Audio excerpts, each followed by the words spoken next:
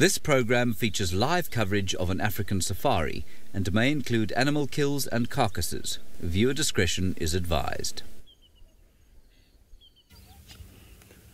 What a great morning to start with these very beautiful birds here, these beautiful owls, just two of them here next to the Galago Pen. A very, very good morning, and most of all, welcome to the beginning of our morning safari. This is Sydney Pumurani Mikosi, and I'm traveling with Dave, who is my camera operator this morning.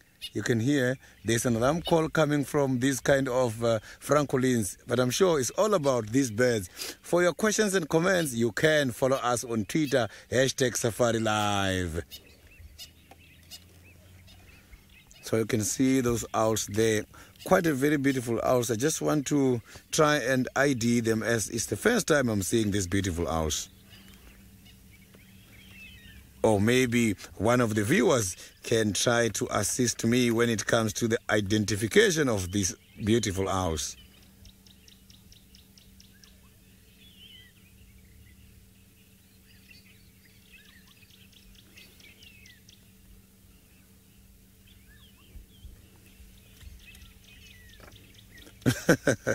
Nick, these birds are so very much beautiful. And what I like about the owls is the following. You know, the owls, they've got a very interesting irritability. Owls can be able to extend the feathers here on top of the head so that they can collect a lot of sound. And apart from that, they can do something which is called to split seconds different, which works in the following way. They can program their ears in such a way that the left ear can copy something different from the right ear, both at the same time. So they can listen to two different frequencies at the same time. So that is a very great gift.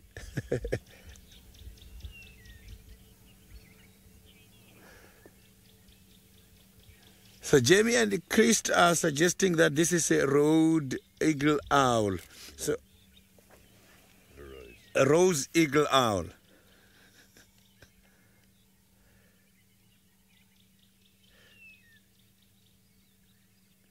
Yeah, it looks like it. I've got my bed book with here. It looks like the Veroxa's eagle owl. Yep. This is a very beautiful owl. It's the first time I'm seeing these kind of owls here. So now we can quickly just carry on and see if we can find some other interesting animals.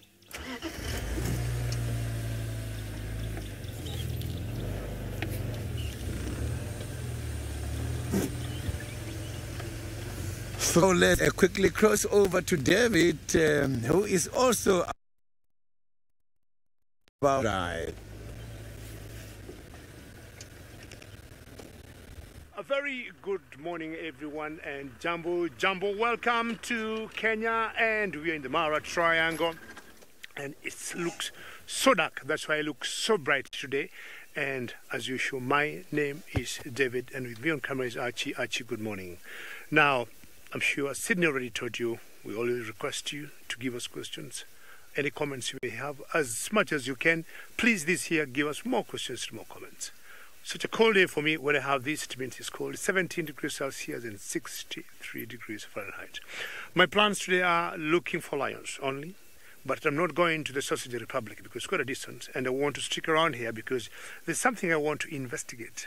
Yesterday, when I was going to the Sausage Republic, I saw the pride that we call the Olololos, and when I was leaving there was a bit of a foul smell near those lions there, and I did not know what that was all about.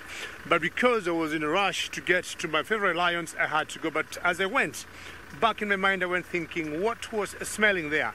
I didn't see these lions eating, I didn't see anything dead, and I did not see any vultures or hyenas there. So today I want to stick in that particular area where I saw the Ololos, because it's barely 2 kilometers or a mile and a half from the camp, and find out what was smelling there. Had they killed something and then they stashed it somewhere? I would want to believe cats, and especially so lions, once they kill, they'll be eating in such a group, such a big group like the Ololos. So I want to find out what is it that was smelling there, or what is it that they had killed. And of course, if they ate it much later on after I left, chances are the bones could still be there if maybe the hyenas did not come to devour what was left behind them. This is the area I was, and I want to slowly investigate what I saw and what I think could have been happening yesterday. There were 8 lions. They're olololos. When they're together, they're 16. So there were 8, and most of them were the youngsters. There are 7 young males in this particular parade. Yes, because the truck I used last night, we'll always try to use the same truck that we use as much as we do a bit of off-road for sustainability of the environment.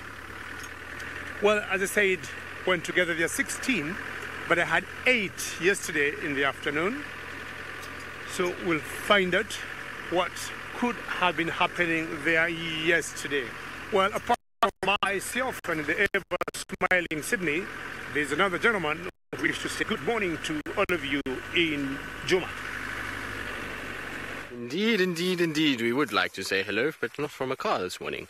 As you can see, we're going to be on foot and going to be walking, which is wonderful news. I'm quite excited to be out on walk. It's so different to the last time we were walking that I'm hoping that it will be filled with insects and flowers and all the good summer things that we get out here. Now, my name is Tristan, in case David didn't mention it, and on camera I've got Craig this morning. And like I said, we are on a walk. We're going to try and see, I think, more small things this morning. As much as it would be nice to go tracking and kind of looking for the cats and things like that, the chances are there's not going to be too many lions around, given that last night when we left that lioness that was calling, and some of you might not know by now, but it was the youngest Nkuhuma lioness that was eventually kind of ID'd after a while. And the reason why we got a bit confused by all of this is because when we first asked the guys how many lions were in Little Gowrie, they told us that there were 11, which would be the whole Nkuhuma pride at the moment. And so we thought maybe it's not her.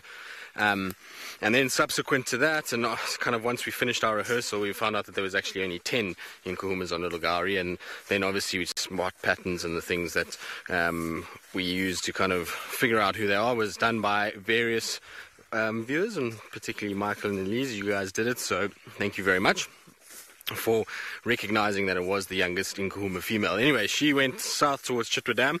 The Nkuhuma pride met her there, and then apparently they brought down a buffalo, female buffalo, that was apparently pregnant, unfortunately, which is not very nice.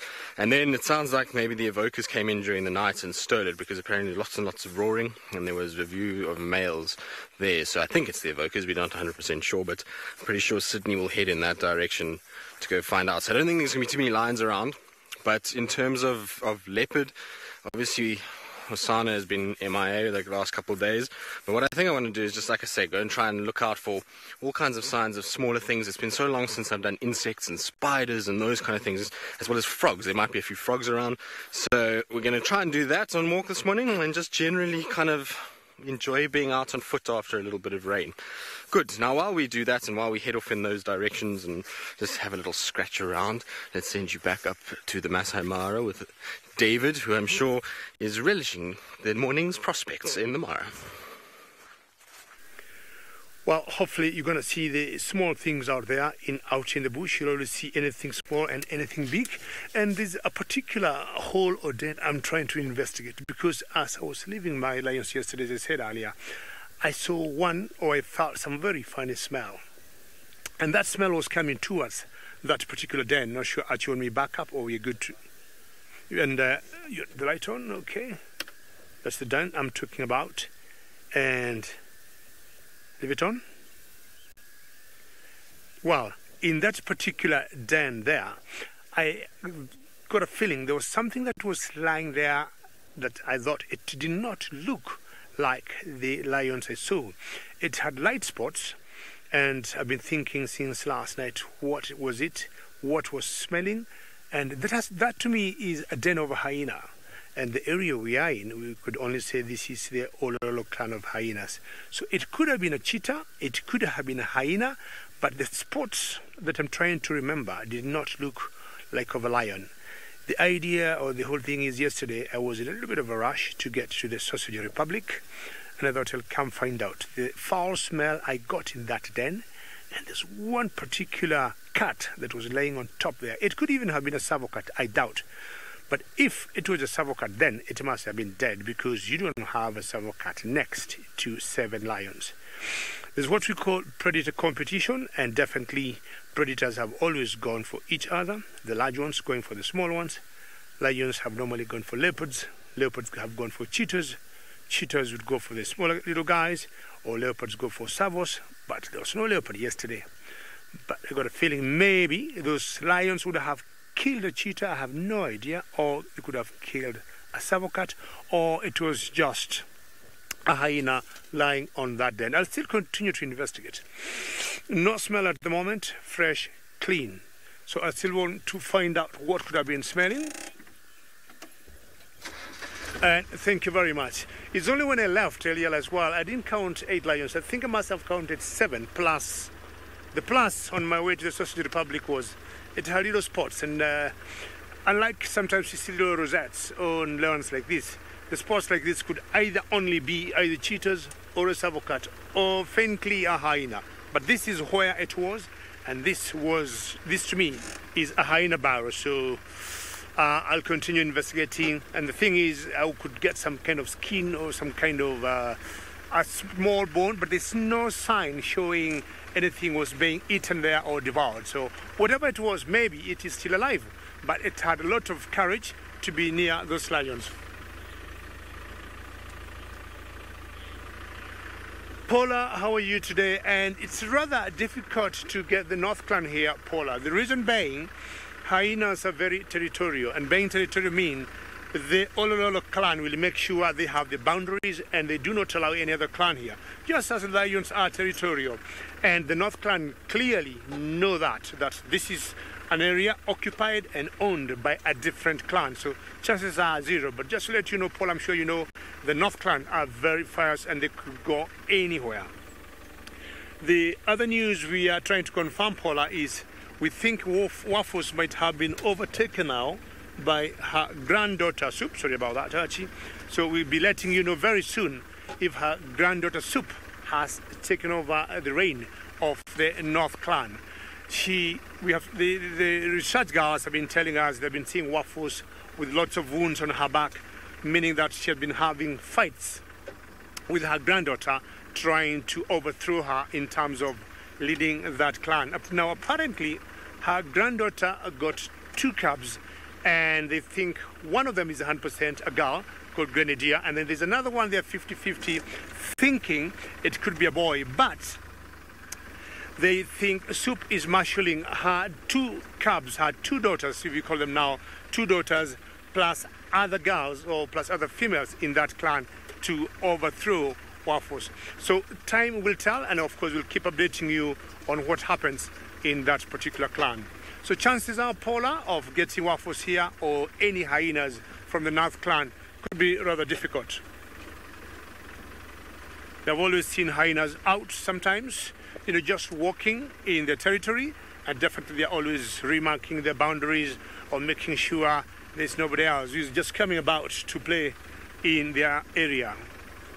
Same case to lions, but hyenas are the ones they see many times just out patrolling and definitely not scavenging, not looking for anything, just making sure that their area is very safe.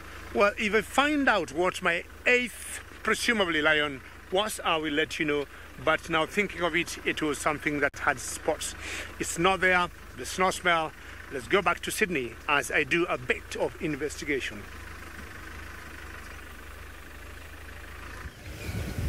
I am now heading much more towards the Chitwa, which is the nearest waterhole where I'm going to check if we can't find any of these cats. This morning, I'm just doing a follow-up. Last night, I left the avocas somewhere by Mvubu area, moving much more down this side. And I also heard them roaring and growling in the middle of the night. So the chances of seeing the avocas, they are very much high this morning.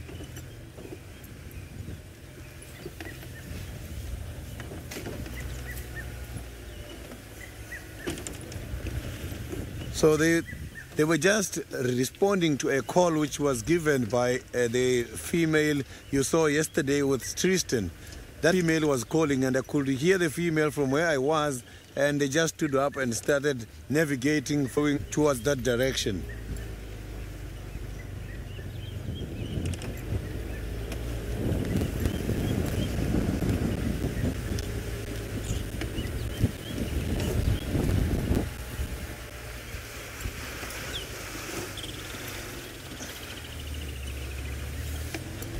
cool breeze.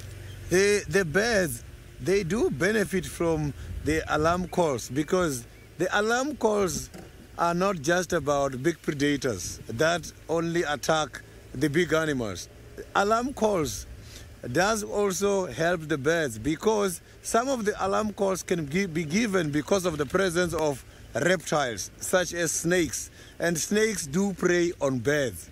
And apart from that, the animals such as the genets, they also attack these kind of birds. And also animals such as mongoose, they also attack birds.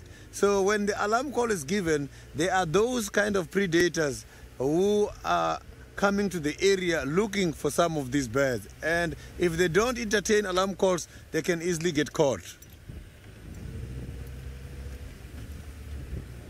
But also the big animals, leopards, they also attack birds. Even lions do attack birds, but it's very rare because of the size of those, only when they're too hungry.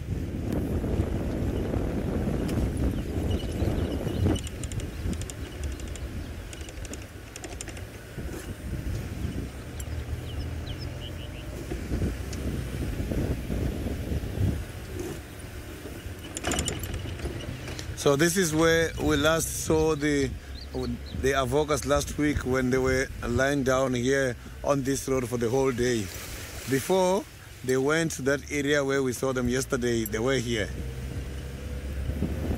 I'm not seeing any buffalo tracks here, because when there are buffaloes, normally we know the unkumas are on the way.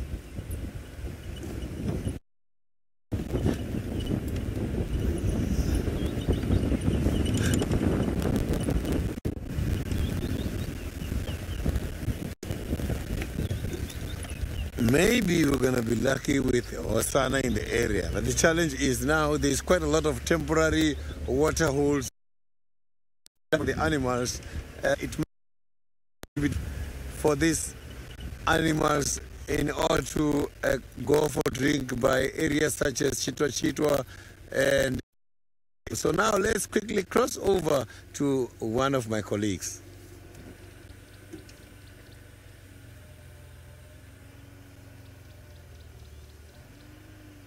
Back with us. So we're slowly meandering our way down towards the Mulwati. What I want to do actually is head sort of south down the Mulwati.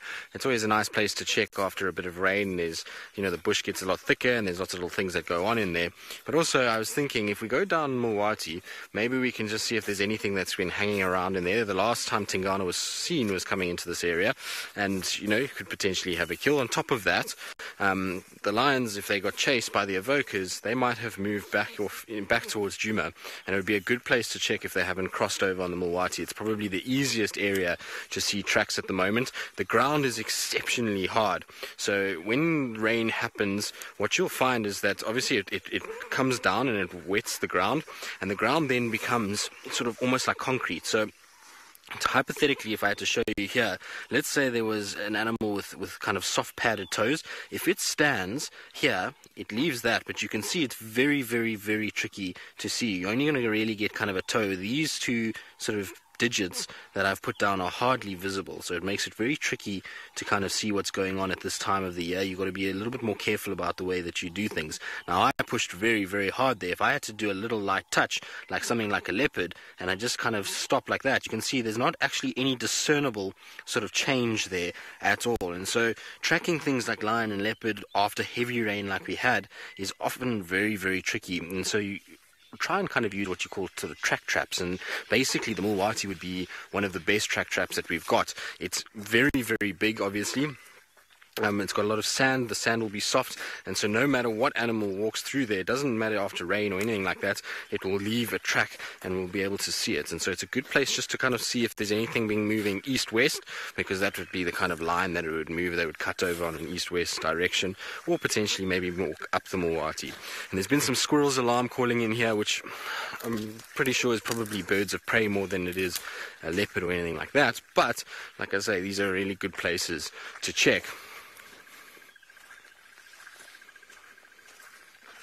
So, Child of the Universe is quite interesting. When it comes to alarm calls and predators and the animals being able to differentiate, it's said that a lot of the animals will have slightly different calls depending on the predator that they see, particularly monkeys. So vervet monkeys will have a different call for a leopard as to a lion, to a wild dog, to crowned eagles, snakes, and that probably then indicates to others what's going on. But some of the animals, so things like an impala, you'll find that their general alarm call is that nasal snort that they've got, and that will often be very similar, but the frequency and the amount that they actually do will vary. So you'll find that in those guys, like with the leopard, they tend to go crazy. They tend to snort, and it's a very quick, long snorts, and it's rapid, and the whole kind of herd does it. Whereas when it's something like a lion, you often find it's just a few shorter ones. It's not as sort of what would the word be, Craig? Yeah, otherwise you're going to get stuck there. Tabuti has been bent over and broken, unfortunately. That's going to make life a bit tricky. But, you tend to find that it's a slower kind of snort and not nearly as intense. And then something like a wild dog, they don't really alarm call at all. Might let out one snort and then they bolt, and that's it.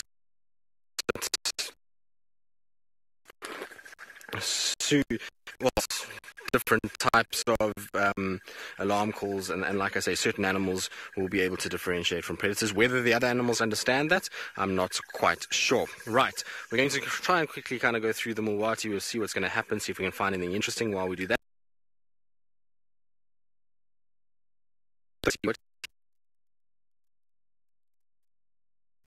Well, I'm done with that investigation, and I'll just now have to think about it. But I'm leaning to more of that could have been a hyena and maybe a youngster. Because the only other predator that could be so close to those lions with such courage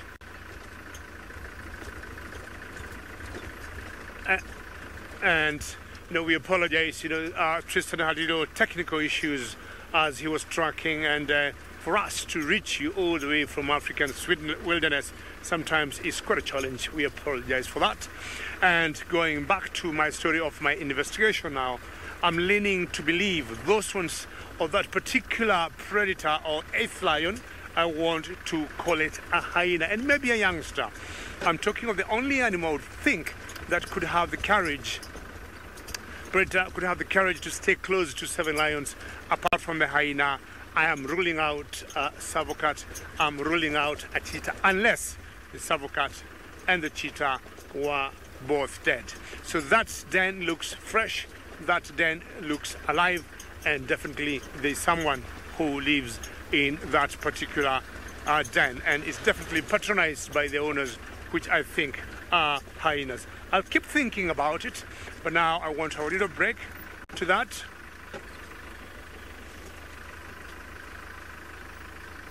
Niconico, good morning. Is there an animal that is easier to find when it's dark? Yes, and that's an elephant, Niconico, because elephants are huge animals. Elephants, you'll see them from a distance, and especially Niconico as our light is breaking. But Niconico, other animals, for example cats, could be difficult. You need to have your spotlight on, and of course the light of the car, or your headlights, and you have to keep looking very hard. And if you don't see anything, Niconico, what we do once in a while, we'll switch off the car and we just listen for any calls. And Niconico, you see our elephants are not the very elephants, they look a bit of black and white because it is still a bit dark where we are. As the light will get better, we'll be coming out of infrared and we'll be showing you these elephants looking in their normal colors. But the most important thing, Niconico and all our nice viewers, busy, hungry, eating. And I'm sure all of you who have been hearing me talking have always said Ellis are my favorite. They're always my favorite animals. Quite a huge herd of them. Hello, good morning. There's a big cow there. Look at their tusks and see how clean they are because of the rains. We have been going through a couple of days here. Remember, ladies and gentlemen, should you have any questions or comments, you can send them through #SafariLive, like saying what a snack she got in her mouth. I don't know why she's taking so long to chew that snack, and she's just stashing it there. But I think she chews part of it in the mouth. Oops, you dropped some. Picks more grass using the trunk. And that's why we say elephants eat loads of food. I mean, you look at that body, it needs to eat for a very long time to keep it in that shape. You know, we'll always say 150 of kilos of food per day is a lot by any standard when you think of it. So Ellies will spend a lot of time feeding, 12 to 18 hours feeding, and that's one of the reasons I would say Ellies are my favorite animals, because they will never give you a flat moment. I mean, like the lions I was watching yesterday, the famous 8, I'll be calling them that, the famous 8 lions. They would just go flat and not do much. Okay, that's great, Ellie, as you say, and just look as she turns around and the lighting, oops, she is giving us, I'm not sure that's her calf coming in there, Kim. And what a day. From a distance, I can hear some ground hornbills. Ooh, ooh, ooh, ooh, ooh, ooh, ooh, ooh, ooh. Ground hornbills are the largest hornbills we got in Africa, and we have always said if you see them, or you hear them make a particular call, it's going to rain. So that's another family, and there's a pretty young calf there of this Ellis there. See how young she is? And as usual, Ellis will always keep their babies in between, very safe, and that adds me another reason why I say elephants are my favorite animals, because of their intelligence. They always keep the babies in the middle of the herd, not wanting to take any chances, like with the Olololo lions that live around this area. Lions have known to prey on baby elephants, baby rhinos, if they get a chance, depending on what is available on their menu. Chris, yes, you said there was something moving in the background there, and I saw it, and I think it was a toppy. There was something moving in the background there, and I'm going to investigate it, but it was a toppy because I had seen it when we were coming with Archie to look at this Ellis. I saw something move from right to the left of the screen, and I guess it was a toppy, but definitely we are not very far. We'll have a look at it again, but I saw it. You got very good eyes, Chris, and I always like your contribution. And anytime you think I have seen 8 lions, and I'm sure there are 7, I'll always be happy if you get screenshots and let us know what we see. Sometimes we look things, we get excited, and you might miss some pretty fine details. But I still want to believe I had 7 lions and an 8th predator, where I'm more believing now could have been a young hyena, and maybe ruling out cheetah or a savocat. And of course, if it was a cheetah or a savocat, it definitely must have been dead. Those are not the predators you'll see very close to the lions, and such a huge number of young, strong males. What a lovely family of Ellies here, just grazing and eating. We have wonderful temperatures. If you look at their ears, it's not floppy as they always do when it gets hot. Remember, questions, comments, please. #SafariLive on Twitter, because you give us lots of joy when we're watching such wilderness, and we know you're with us. Like Chris, always a pleasure when we hear you telling us something. This is the African elephant, and they say they spend more time eating than doing anything else. Of course, they'll be going for a drink once in a while, and what we're doing, we're just waiting for more light for the day to break for us to show you maybe sunrise, and you can see the eastern horizon, normally that I call my golden moment. Still a little dark, some clouds in the background there, and how wonderful it will be to have these Ellies with the sunrise in the background from the eastern zone. It's possible, and Archie might have caught something, and that's a lion. Yes, well done, Archie. That's what most likely Chris must have seen, and that to me looks like a male lion. I saw it move earlier, and I thought it was a toppy, and that is male lion, and it's one of the Quichua males of this area. Very well done, and the only thing we need to do, the 2 of them, there are always 3 boys that we call the Quichua males. quite distant from where we are, and I think that's what, Chris, you saw. I had seen a toppy myself earlier, but I'm sure you must have captured that, Chris, when my eyes or my mind was on the ellies. And yes, it's 2 males, and possibly there could be 3, because the only possible coalition of lions we'd see here will be the Quechua males. Wow, I want to try and see whether I can get a road that will take me a little close there. This is an off-roading area. You never know.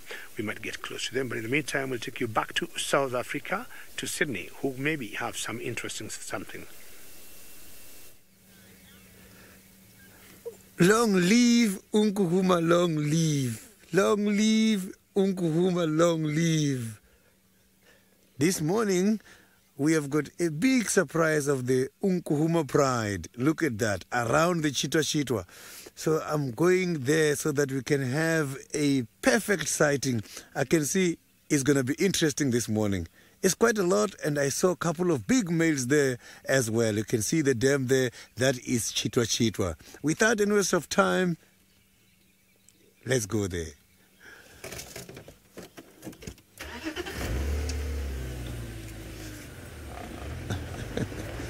Yeah, this is going to be an interesting sighting, I can promise. Oh, there's even big males. Yeah, Linda is Lion Friday. So we are just seeing big animals today. We saw the big spotted eagle owl, Veraxas owl. Now is the big lions.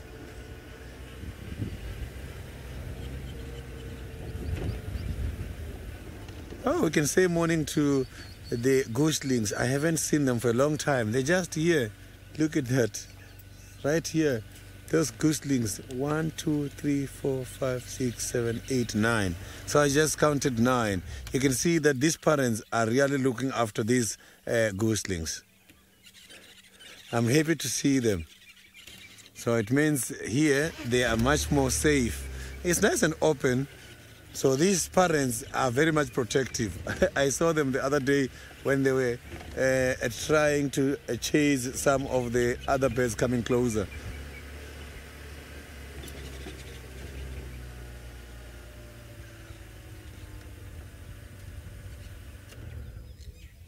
So now let's quickly go back to Tristan.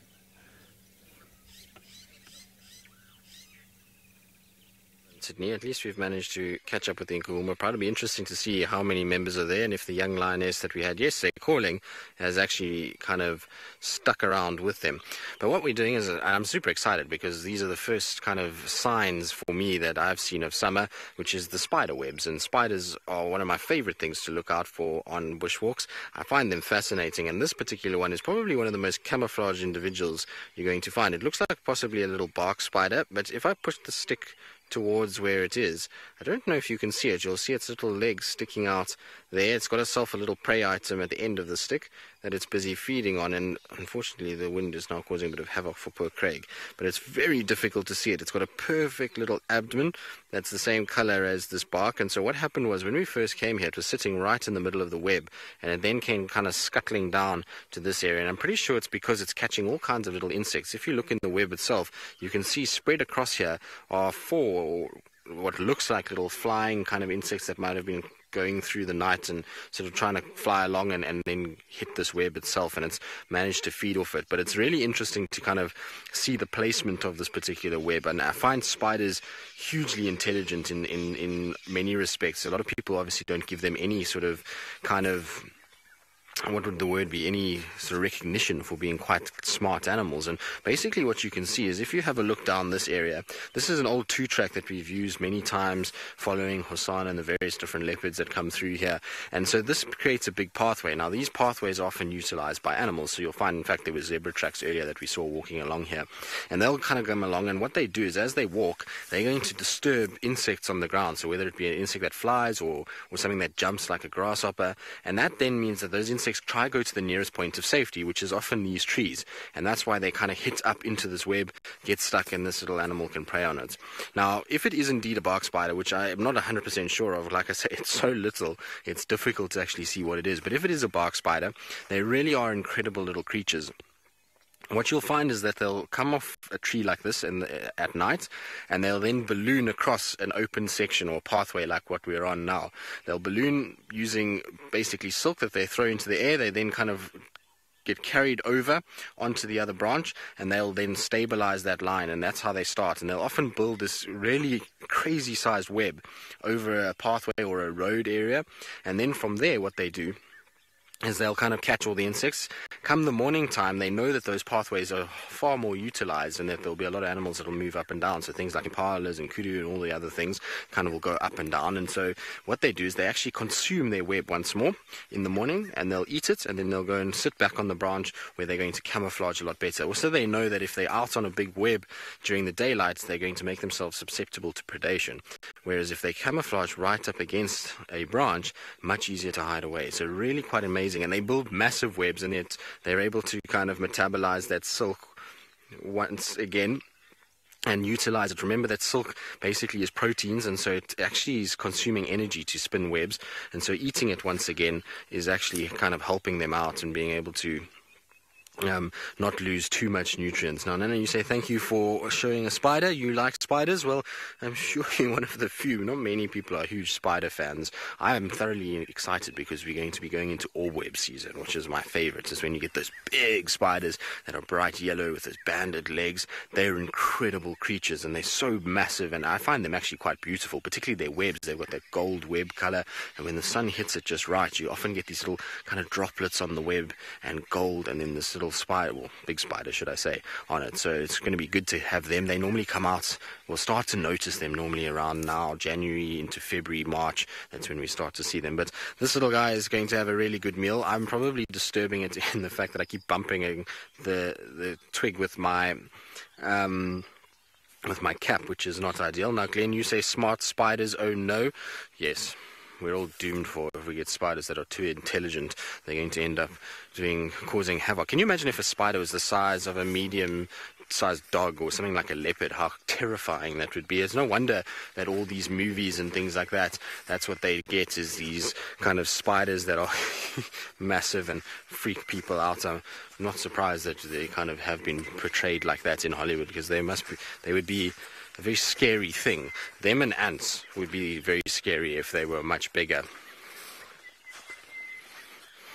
Arizona lady, no. So no tarantulas that we get here in South Africa. Not that are indigenous. There's obviously people that have imported tarantulas in order to keep them as pets, but no tarantulas that occur naturally. We do get what's called a baboon spider, which looks very similar to tarantulas. Same sort of bulky size spider, big, strong build, quite a lot of hair on it. So very similar to what tarantulas look like, but like I say, referred to as a baboon spider here. In fact, now will be a really nice time for baboon spiders, because if you walk and you look carefully, you can sometimes find baboon spider kind of holes. And if you look and you're lucky, you can sometimes find the females sitting on the edge of those holes and all their little babies on their back, and you can find hundreds of little babies that are around this little entrance. It's very, very cool to see. I thoroughly enjoy finding baboon spider nests, but it might be a little early in the season. We'll try and see now that we've had a bit of rain, hopefully that will be the case. Good. We're going to carry on. We're going to see what else we can find. In the meantime, back in Coolness.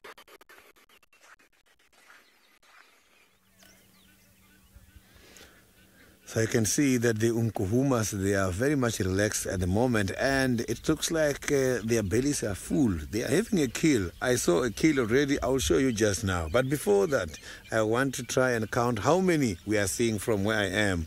I am seeing 1, 2, 3,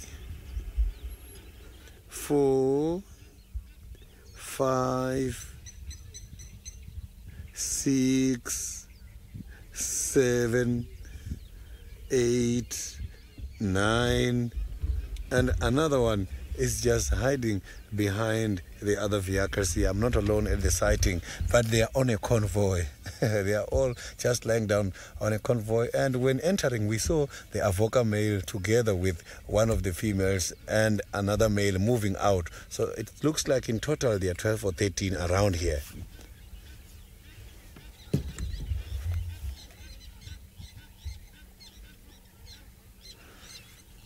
So they're going to be here for quite a while. I'm just going to pull further now so that we can show you the kill.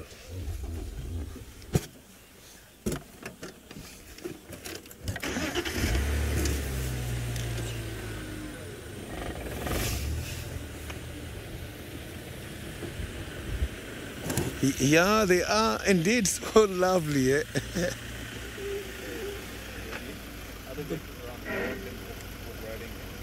Okay. Okay, thank you. We're just getting some updates from the other vehicles here. Oh, it's a big buffalo that has been caught here. So this lion has got a kill. You can see one of the males is just here looking after this kill. The buffalo not far away from the waterhole has been taken down.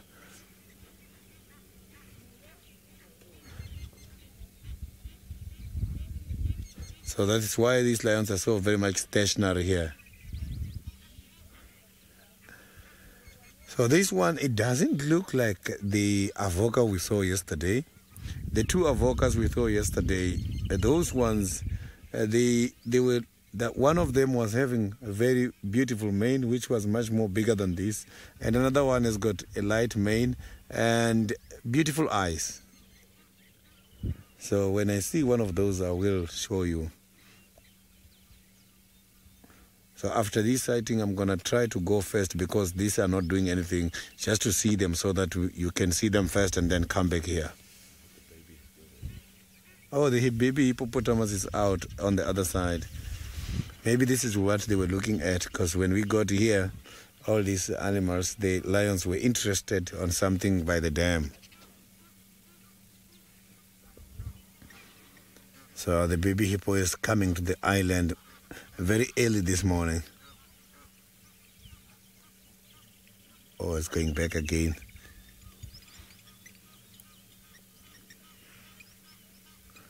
So there is quite a lot of hippos at the moment, and there might be quite a lot of interaction here with the hippos and these lions. So hippopotamus, they do save some of the animals away from the predators. We have seen crocodiles as well trying to get crocodiles being chased by the hippopotamus.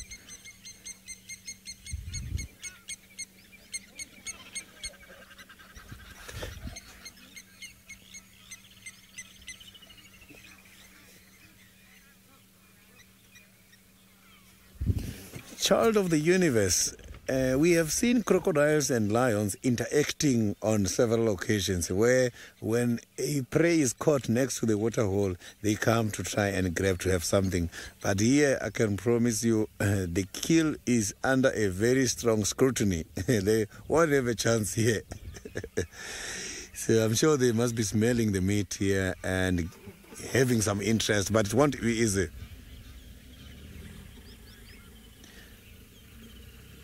Let's quickly cross over to David. Competition is too high, but the Masai Mara, who also got some lions.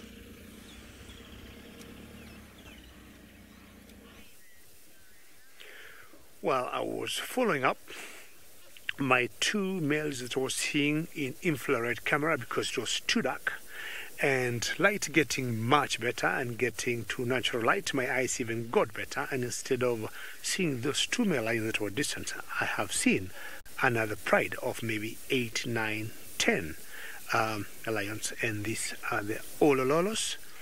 And from definitely where I am, I can tell for a fact these are Olololos. Today I have to look at them very carefully because they're very close to me, and I'm not going to mix 8 lions or 7 lions. I call them 8 because one could be a different species, but as far as I'm concerned, all these are lions and trying to curl up because it's still a bit cold.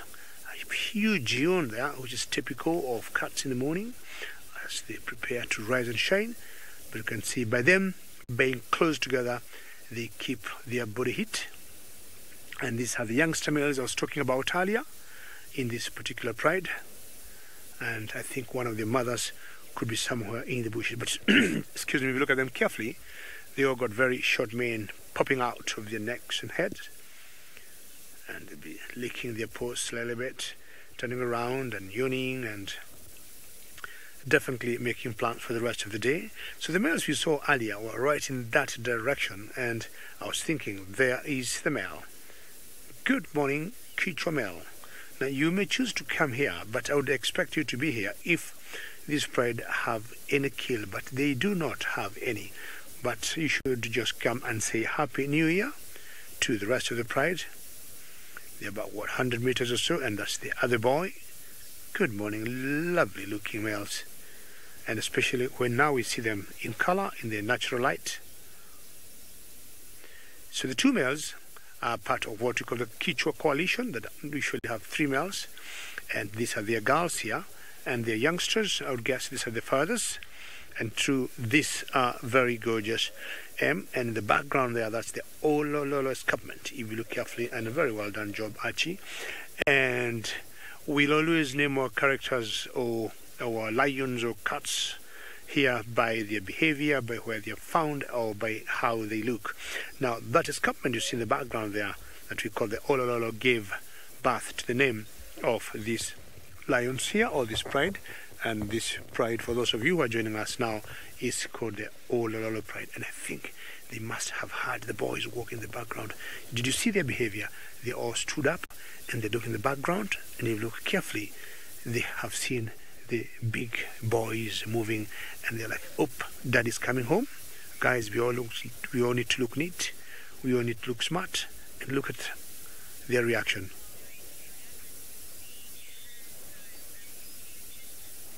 Look at them, and that's definitely a reaction of having known the fathers are coming, and they're going to meet maybe the daddies. Maybe you might wait a couple of seconds and see how they're going to meet their fathers and saying hello or Happy New Year. Look at the males and how they look at them. My guess is first reaction, they were not sure who these are, and now they're going to investigate. Let's see, are they going to say Happy New Year? Are they going like, who do you think you are? Let's just find out. Carefully watching, and look at the fathers running. There they go. There they go. Are they trying to compete? Who is the father and who is not? How exciting is this? I hope you can hear them. So the one to the left, we call him Halftail, and I guess the other one could be Fang. Let us see the interaction of these lions here with their would-be, I would call, cubs. Fully grown cubs, big ones, but you rarely see them together. They always come together when they're definitely having a meal. That could be a good idea. We would be able to catch more audience. So one of the males is coming so close to say good morning to these youngsters.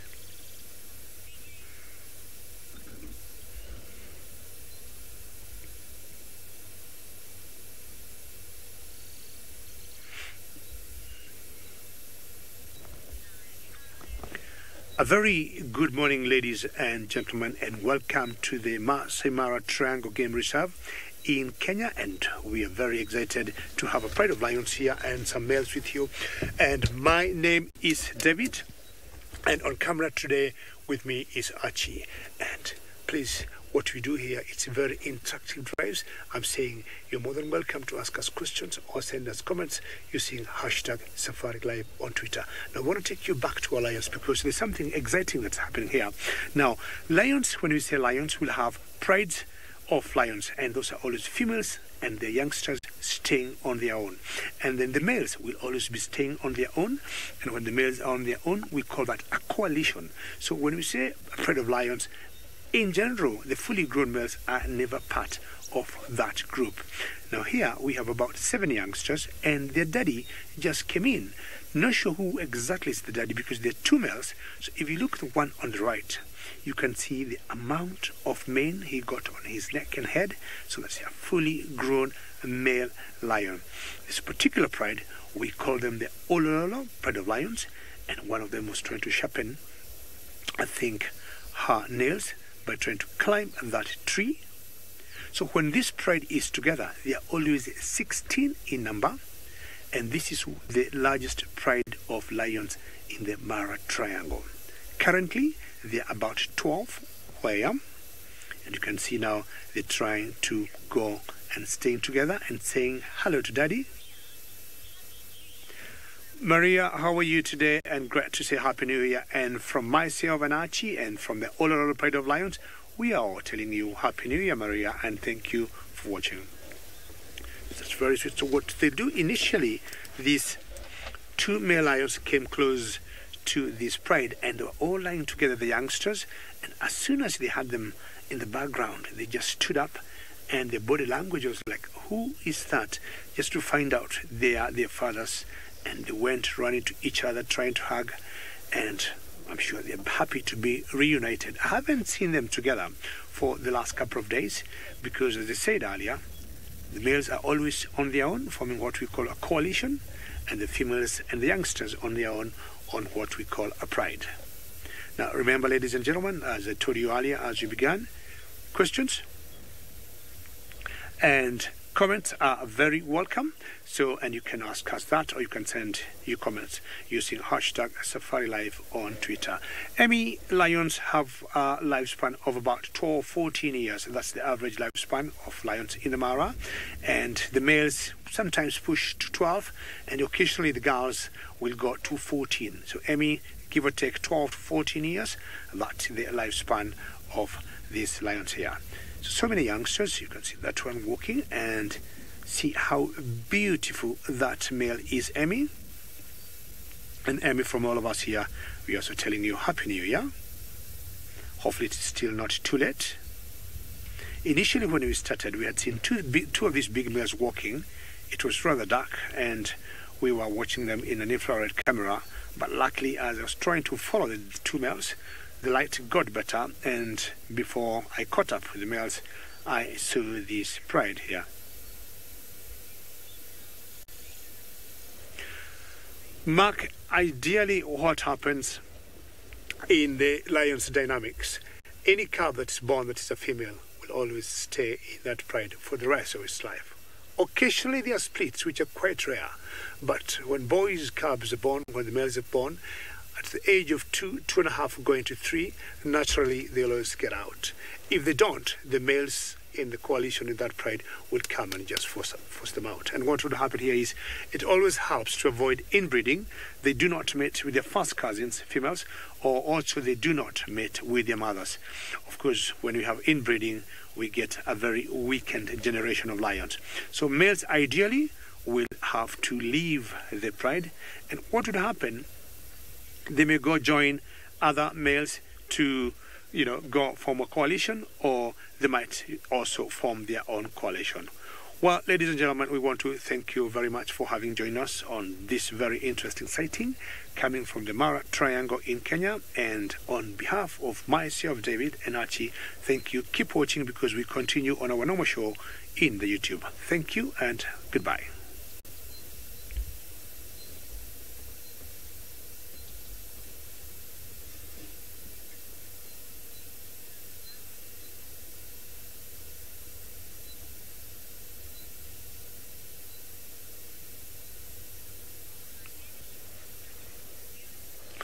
Well, ladies and gentlemen, welcome back. We got to the lions here. Things got better from the two male lions that we saw earlier, and I think Chris myself spotted one in the long distance in infrared. Well done, Chris, for that. And before we caught up with these two males, we actually got the pride that I think is the same pride I saw yesterday of my famous 8 lions. But now they are with the 2 coalition male prides here, and one of them, I guess, is the half-tail, and the other one could be Fang. It's one lioness way in the distance there.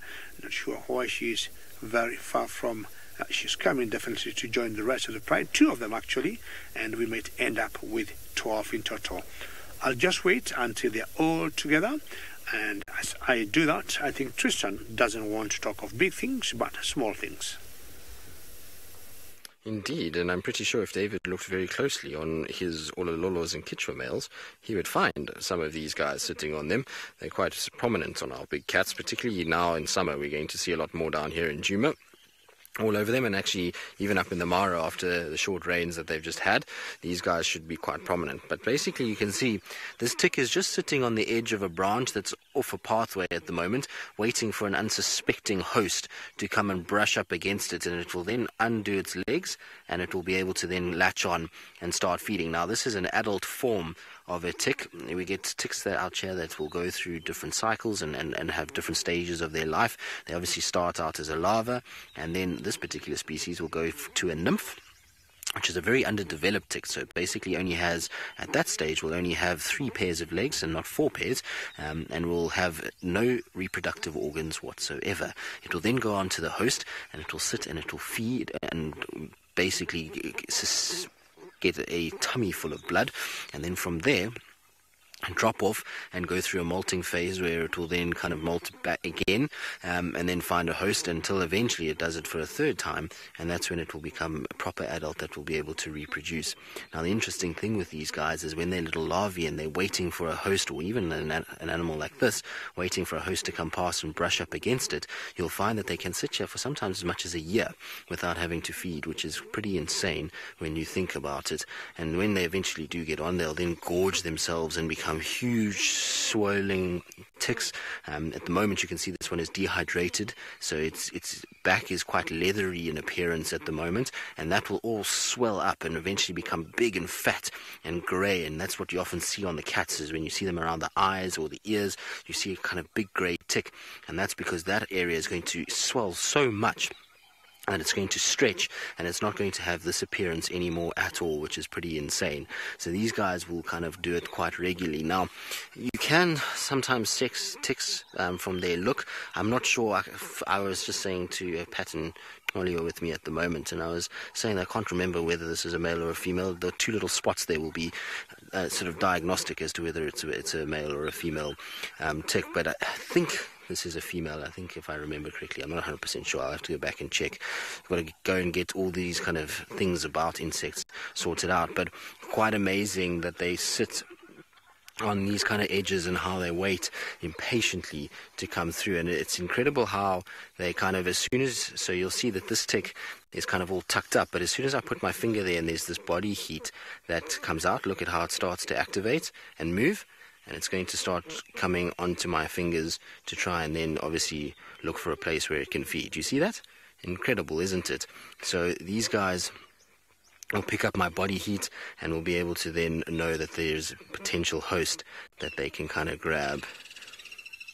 Now, I believe a lot of you are freaking out at the fact that I'm touching said tick. Well, don't worry, it's not going to kind of sink its jaws into me straight away. You'll find what these guys do is once they get onto a host, they not only just actively feed right there and then, they're going to crawl and they're going to try and find a place where they can actually start to get into a nice sort of safe, warm area with soft skin. That's where they're actually looking for. And so these guys will crawl. Often you find them on kind of, people find them on their nether regions, under their armpits, behind their knees. Those are all places that a tick likes to go. But this particular fella obviously is not interested in me today, which is a marvel, because generally ticks love to kind of climb all over me. But there you go. You can see it's got all kind of 8 of its legs, so in its adult form at the moment. I would imagine this is going to be its last time that it's off a host.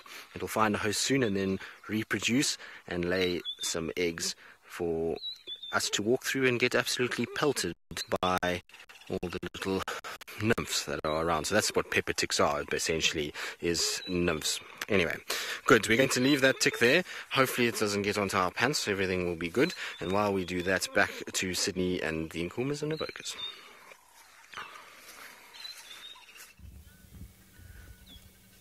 I've just moved from where the rest of the pride is. At the moment, we are much more towards the western side, and I have got the 2, which is like a mating pair. I can see one of the Avoca male is walking behind a female, and this is the male we had yesterday when we were up much more towards the Buffalo's Hook.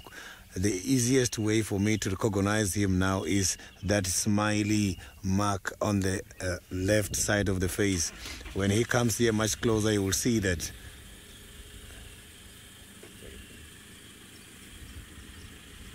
So you can see that they are right here next to us, and they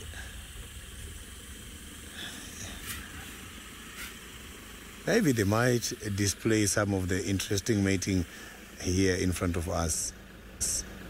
And their bellies looks very full, and this male, he looks very protective. Look, today he's got quite a lot of markings and blood showing from the face. It means he has been fighting a lot last night. You can see now that the female is lying down right here. So they've just all decided to come very close to us. And this lion, I can promise you, he has been involved in a lot of fight last night. You can see that. So now let's quickly cross over to David.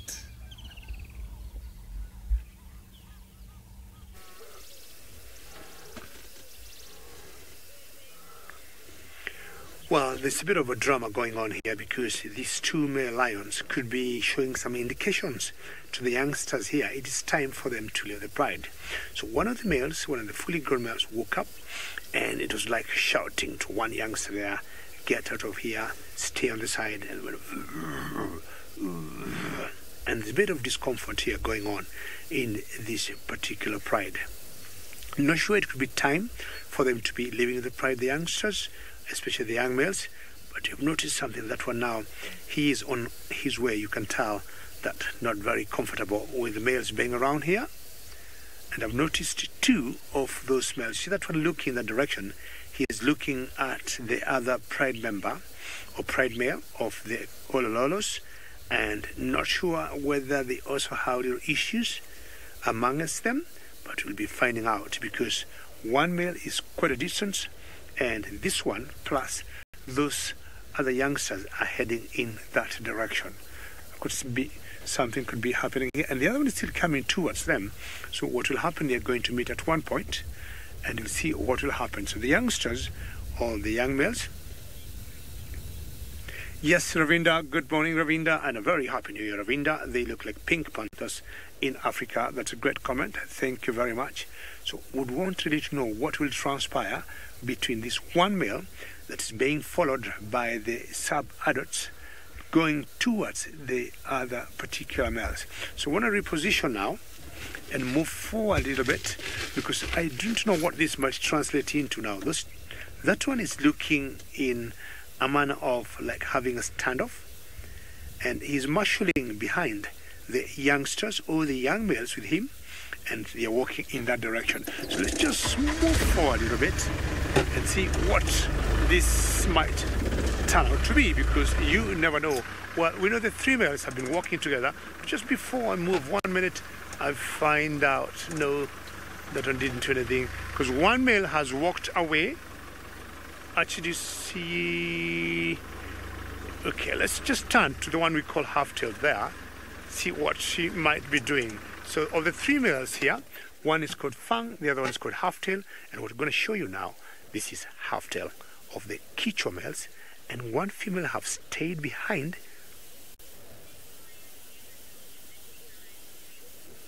Lauren, good question. Do male lions never recognize their offspring? Ideally, they would. I can tell you, ideally they would.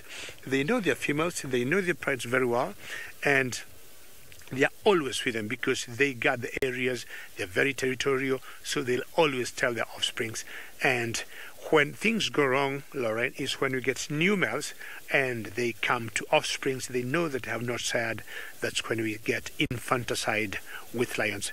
But for example, like that half-tail, he knows for a fact, well, if all these offsprings are not his, could be of his brother or his first cousin, and they would not harm them. So this one has stayed behind this young male here and is watching the others walking away towards the other male. And I think I better follow the bigger group because that would be much juicier to follow, seeing what they could be doing. This one is sniffing, not sure he wants to scent mark, or not sure he wants to find out whether any of the females here could be coming in estrus. And you can see why we call him half-tail. Quite huge male, stocky, very chunky. And he's moving now either to join the rest of the pride. So what we need to do, we also need to move and find out, are they going to greet the other male, or are they going to have a little that? Let's see. So he had 7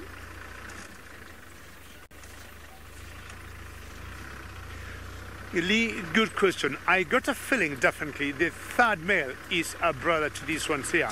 So chances of them fighting is, I would say, 0. They have always been together for years and years.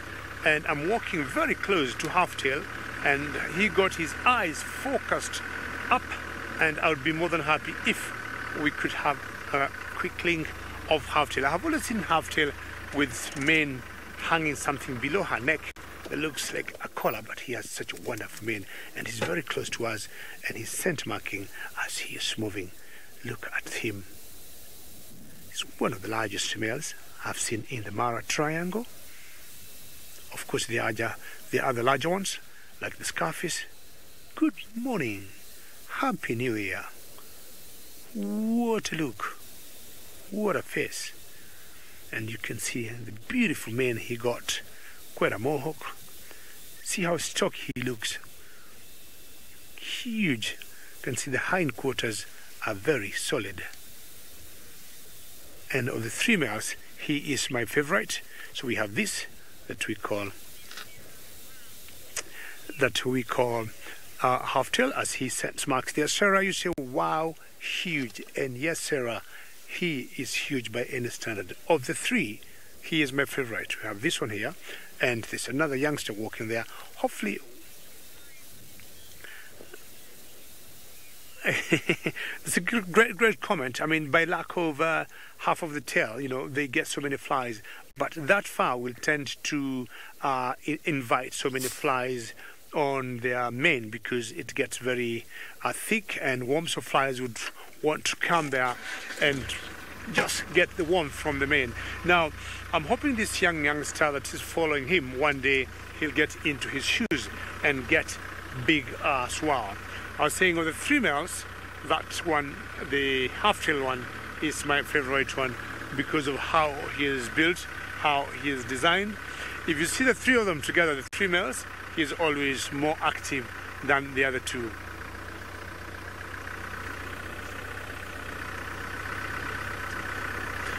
Well, I think our mornings today, both in Kenya and in Juma, South Africa, are days of lions and lions, because Sydney is trying to compare his lions maybe and my lions here in the Mara Triangle.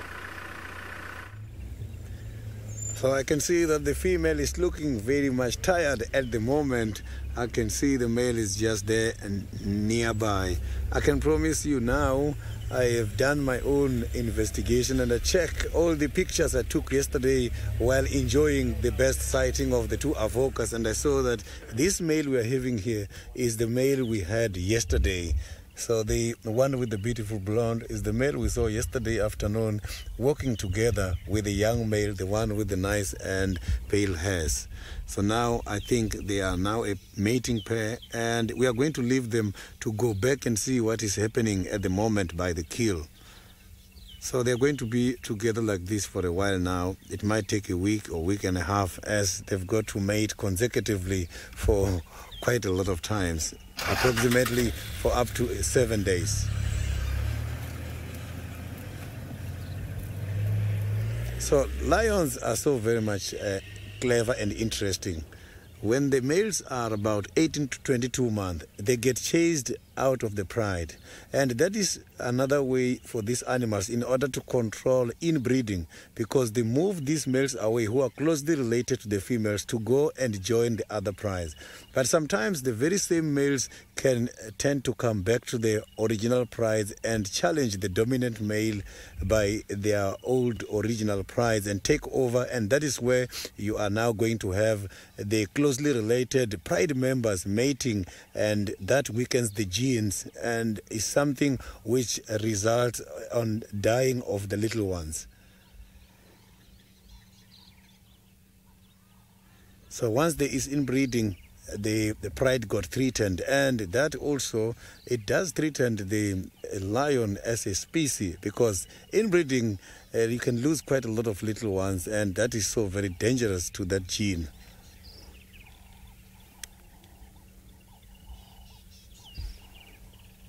So by looking at the face of that lion now, the male, we're just going to show you now, you will see that he has been involved in quite a lot of fightings last night. You can see that nice smiley mark on the side. That is the mark that I concentrated on in order to identify him, as I was talking about it yesterday when we were with them.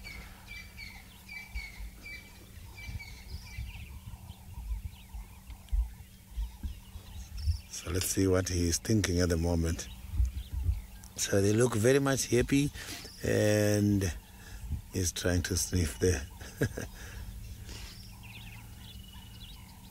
So there is another big male we have left by the carcass, who is now responsible of looking after the carcass, and maybe he was fighting that one, or if not, it was about feeding rights. So lions, they do compete a lot when there's a carcass. Some of them, they do get badly injured.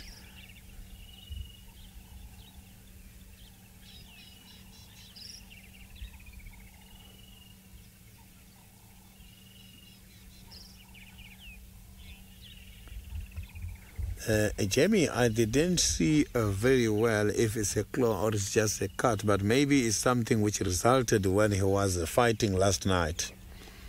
There's convincing evidence that he has been involved in a big fight last night.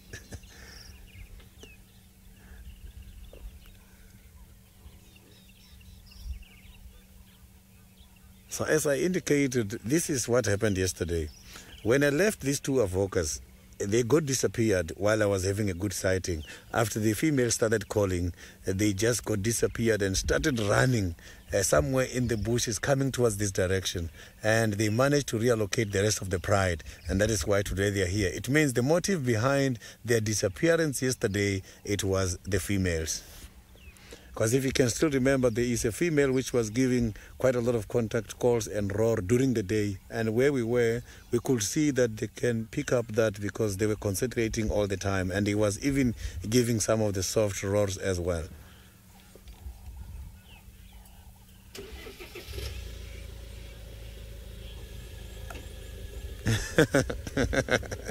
Yeah, indeed. This avoca has got a face of a boxer. Today he looks very much aggressive. Yesterday he was fine.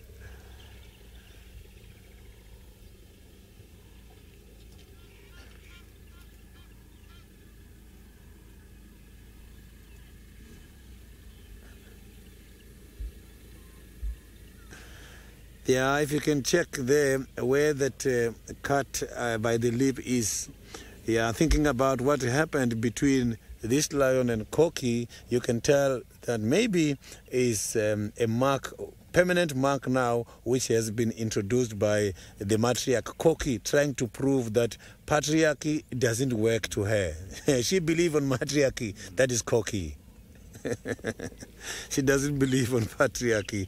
So she has just proven herself that she is a dominant matriarch, and she's got ability and capabilities of fighting the males when need be.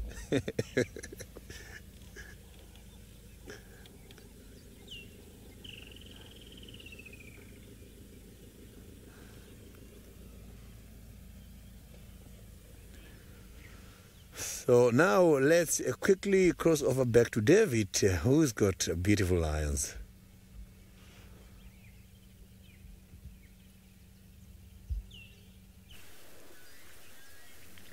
Well, as I said earlier, this is a lovely morning for both of us here in Kenya and South Africa with the lions that locally here we call Simba.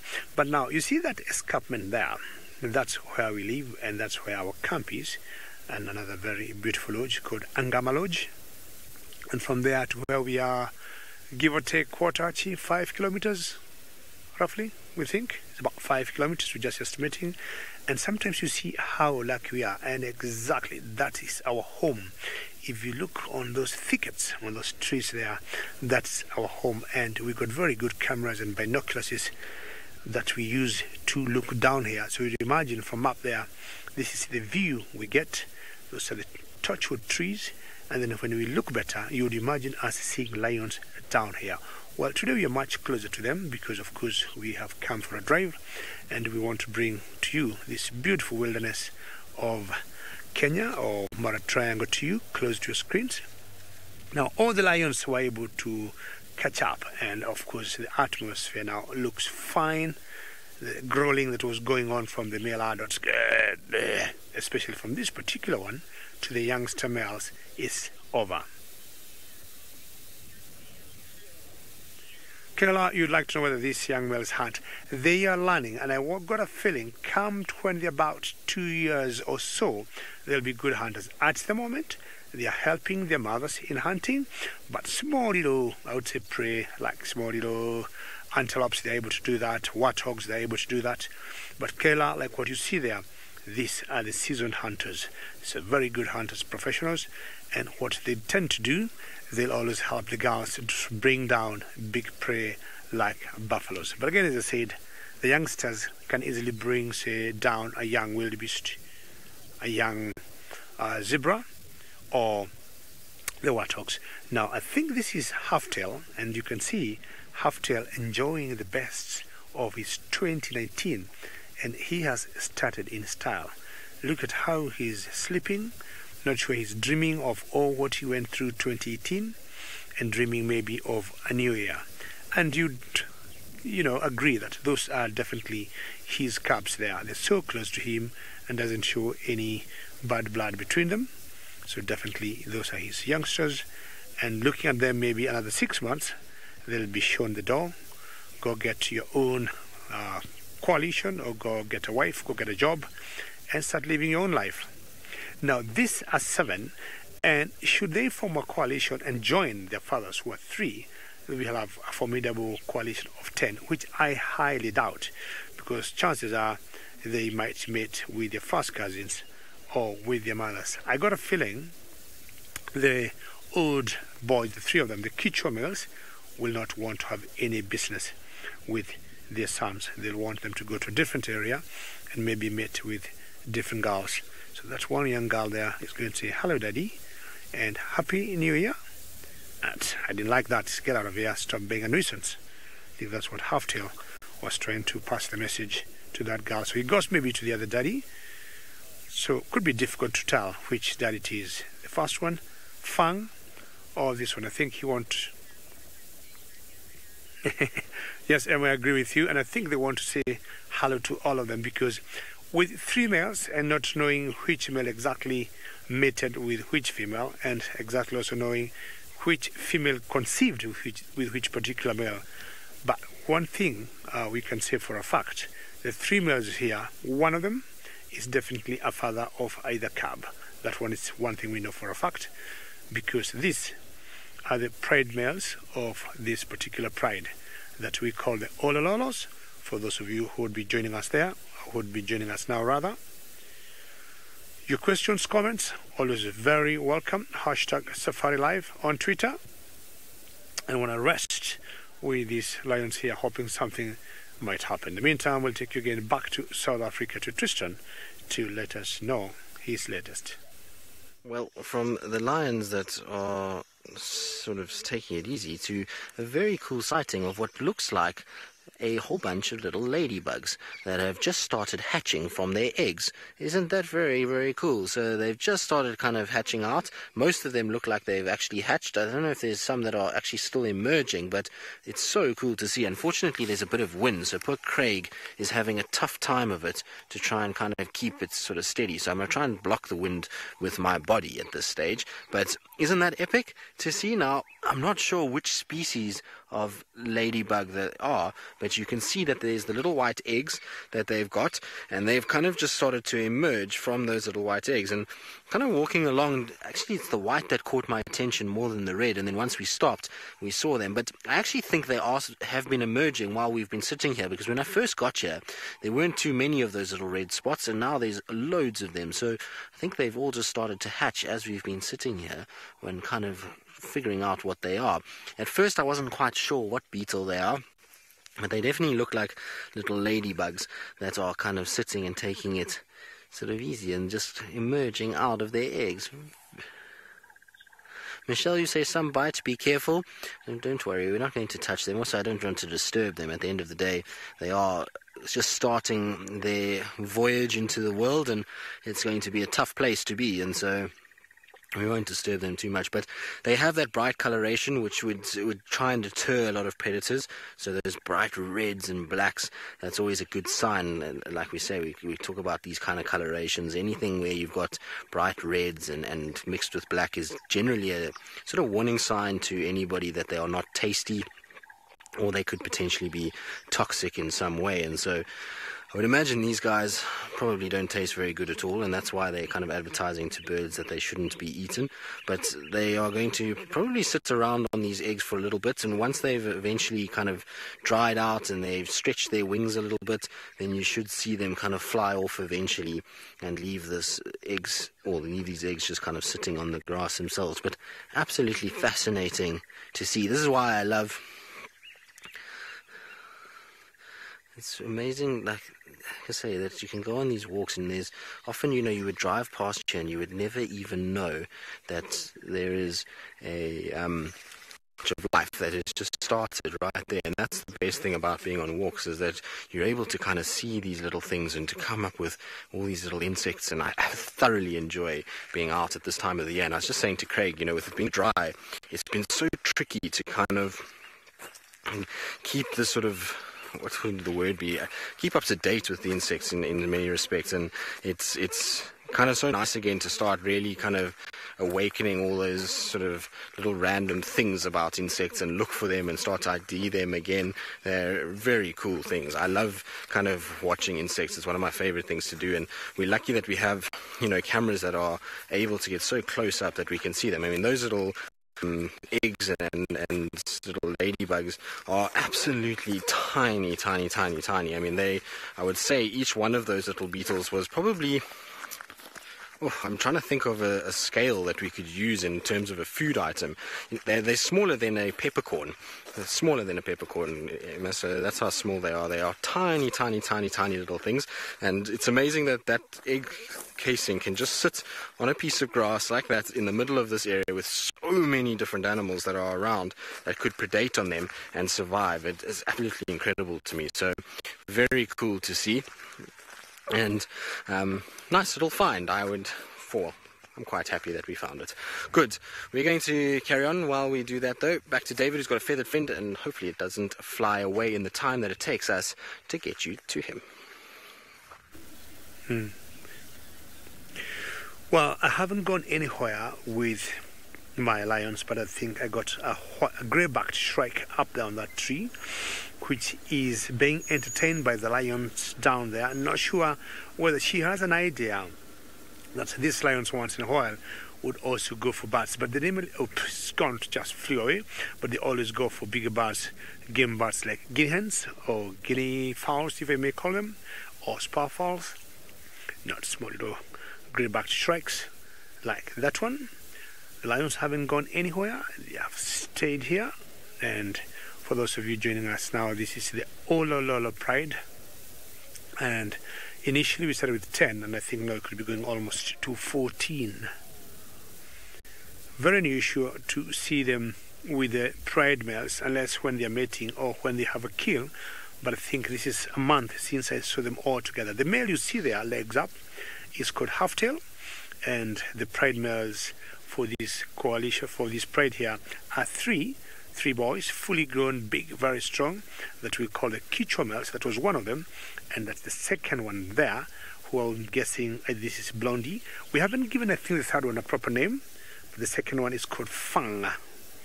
Fang because he is missing one tooth. And you notice they got very different manes. This one to me is a little Blondie and much shorter. I like the one for Fang, which is much established, longer, very thick. That times looks like a mohawk. And because it's still very chilly here, they are just curled in there, keeping their warmth.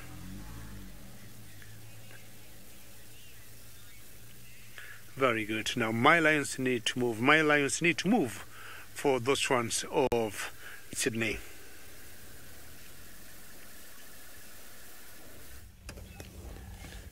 So the mating pair is now up and running. They are heading much more towards the torchwood at the moment.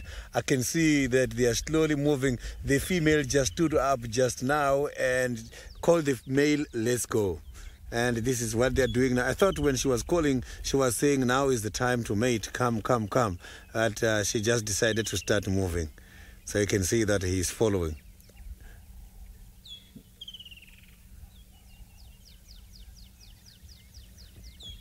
So it's interesting to see that this female is sometimes charging this male, whereas she's the one who stood up, went to him and then called him. They started following each other.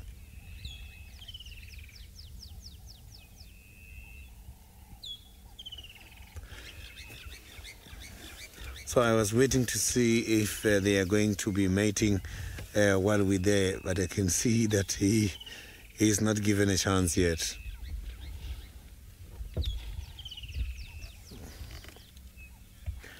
Rina, the buffalo will be enough for all these Nkuhumas. When looking at them already, their bellies are full at the moment. I can see that all of them already got something. And we will go back there and see how the rest of the pride is doing. I'm just now looking at these ones disappearing. Now it's time for me to go back to the rest of the pride.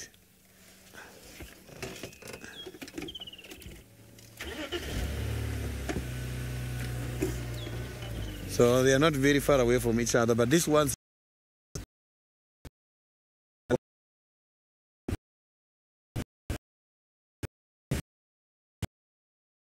difficult